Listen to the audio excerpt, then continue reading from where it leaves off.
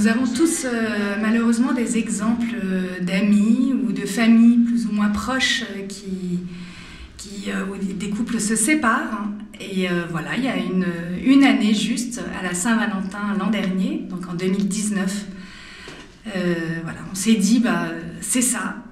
Nous devrions proposer aux couples une Saint-Valentin différente, une Saint-Valentin autrement, pour leur donner des clés pour développer leur amour et le faire grandir. Et puis aussi tout simplement pour les soigner, voilà, pour leur faire comme un cadeau ce soir-là. Et puis on s'est mis d'accord sur le fait qu'on voulait vraiment faire un beau souper pour ces couples et leur offrir une belle soirée pour que ce soit un moment de détente et que ça fasse partie des bons moments en couple. Se dire que c'est possible en couple d'avoir des bons moments et que surtout ça fait du bien. Donc c'est le premier point, c'est vraiment que ce soit bon pour eux, que ce soit un beau moment. Et puis ensuite, le deuxième point, c'était comment faire pour les accompagner et justement faire grandir cet amour et puis comment leur donner des petits outils et les aider, qui repartent avec quelque chose qui puisse s'appliquer ensuite dans les jours, les semaines, les mois, les années à venir.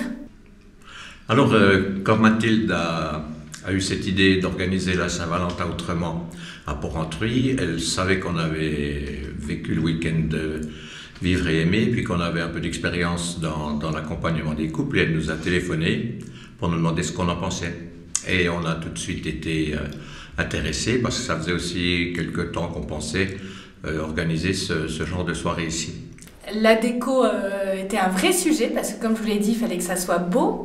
Et puis on a choisi les couleurs rouges, rouge pour l'amour. On a volontairement limité le nombre de couples pour que ça reste une ambiance assez intimiste, que chacun ait le temps de discuter, parce que le but de cette soirée, c'est qu'ils échangent. Si vous pouvez vous partager cela, vous faites déjà un très beau pas vers la confiance. Et pour ça, il faut un minimum vital et puis de l'intimité. Alors volontairement, on a choisi des sujets positifs. Donc on leur demande de se remémorer un beau moment qu'ils ont vécu ensemble, récemment ou pas.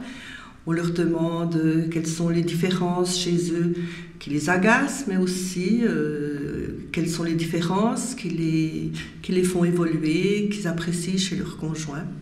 Donc on a choisi volontairement des sujets très faciles. Le petit carnet, il est important parce qu'en fait, il permet à chacun d'écrire d'abord.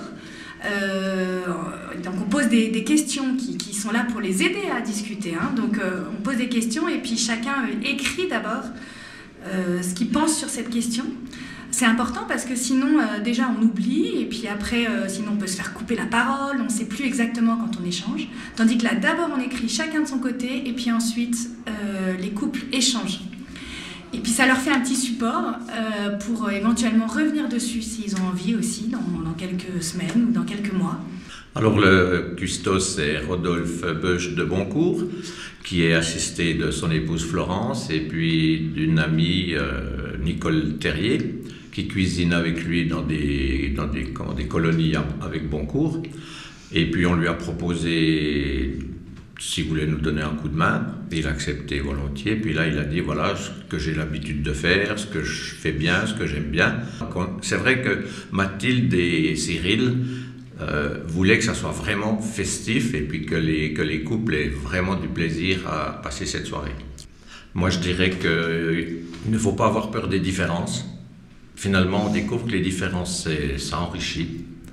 Et c'est ce qu'on ne voit pas forcément dans les 3 premières années de vie commune.